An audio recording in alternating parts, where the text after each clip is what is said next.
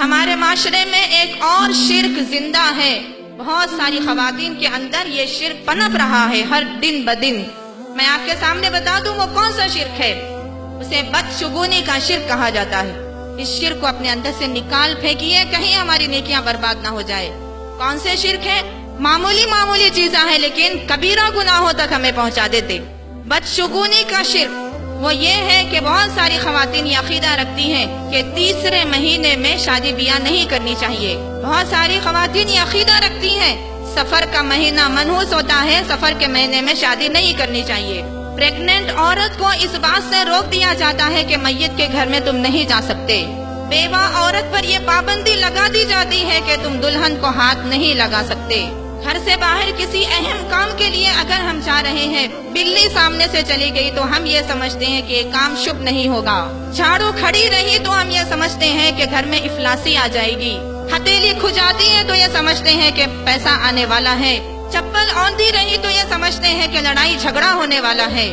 عزیز ساتھیوں، اس سے بھی زیادہ جس چیز میں ہم ملوث ہیں، کبیرہ گناہ منگل سوتر کا اور کالی پوت کا گناہ۔ بہت محبت کرتے ہیں نا شوہر سے ہم یہ سمجھتے ہیں کہ ہمارا کالی پوت کا لچھا ہمارے شوہر کی رکشا کرے گا، ہمارے شوہر کی حفاظت کرے گا۔ اللہ اکبر، توبہ کیجئے، بہت بڑا شرک ہمارے اندر آ چکا ہے۔ یہ کالی پوت کے چند موتیاں جس کو قدموں کے نیچے ڈال کے رون دیا جائے تو کچھ نہیں کر سکتی، وہ آپ کے شوہر کی کیسی حفاظت کر سکتی ہے؟ یہ عقیدے ہمارے اندر موجود ہیں، آج موجود ہیں، ترقی پا رہے ہیں۔ یاد رکھیے ساری شرک کی صورتیں ہیں۔ اللہ رب العالمین نے شرک کے بارے میں سخت تنبیہ فرمائی، سختی سے منع کیا۔ جتنی چیزیں میں نے یہاں پر ذکر کی ہے ساری کی ساری لسٹ شرک میں داخل ہوگی۔ جب یہ شرک ہم ہر دن کرتے ہیں، کتنا بڑا گناہ ہم سے ہو رہا ہے۔ اللہ رب العالمین قرآن مجید میں کیا فرمایا؟ فرماتے ہیں سورہ بقرہ آیت نمبر 74 میں، اعوذ باللہ من الشیطان الرجیم، انہ من یشرک باللہ فقد حرم اللہ علیہ الجنہ۔ اے لوگو، جو کوئی بھی اللہ رب العالمین کے ساتھ شریک کرے گا، جنت اللہ اس کے اوپر حرام کر چکا ہے۔ وَمَأْوَاهُ النَّارُ، جہنم اس کا ٹھکانہ ہے۔ وَمَا لِلظَّالِمِينَ مِنْ أَنصَارٍ، اور ایسے ظالموں کا کوئی مددگار نہیں ہوگا۔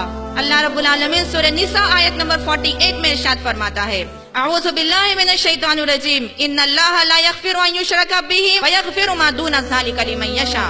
انسان قیامت کے دن دوسرے گناہ لے کر آئے گا تو اللہ اسے معاف کرے گا، لیکن اگر شرک لے کر آئے گا تو اللہ اسے ہرگز معاف کرنے والا نہیں ہے، یہاں تک کہ بندہ سچے دل سے توبہ کر لے۔ عزیز سامعات کرام، ایسے شرک میں ہم اور آپ ملوث ہیں، اللہ سے توبہ کیجئے تاکہ ہمارے اعمال محفوظ رہ سکیں۔ یہ بات آپ جانتی ہیں کہ پیغمبر جتنے بھی بھیجے گئے شرک سے بچانے کے لیے بھیجے گئے، انہوں نے اپنی زندگیوں میں کبھی شرک نہیں کیا، لیکن رب العالمین نے سورہ انعام آیت نمبر 83 سے لے کر 87 تک 18 انبیاء کرام کا ذکر کرتا ہے، اور یہ فرمایا، اعوذ باللہ من الشیطان الرجیم، وَلَوْ أَشْرَكُوا لَحَبِطَ عَنْهُمْ مَا كَانُوا يَعْمَلُونَ۔ اگر یہ پیغمبر بھی شرک کرتے تو ہم ان کی نیکیوں کو برباد کر دیتے۔ عزیز ساتھیوں، اللہ رب العالمین اللہ کے نبی صلی اللہ علیہ وسلم سے کتنی محبت کرتا ہے، لیکن جب شرک کا معاملہ آیا تو نبی کو جھنجھوڑا گیا، جبکہ رسول اللہ نے کبھی اللہ تعالیٰ کے ساتھ شریک نہیں کیا۔ جوتے کا تسمہ بھی ٹوٹا تو اللہ رب العالمین سے مانگا۔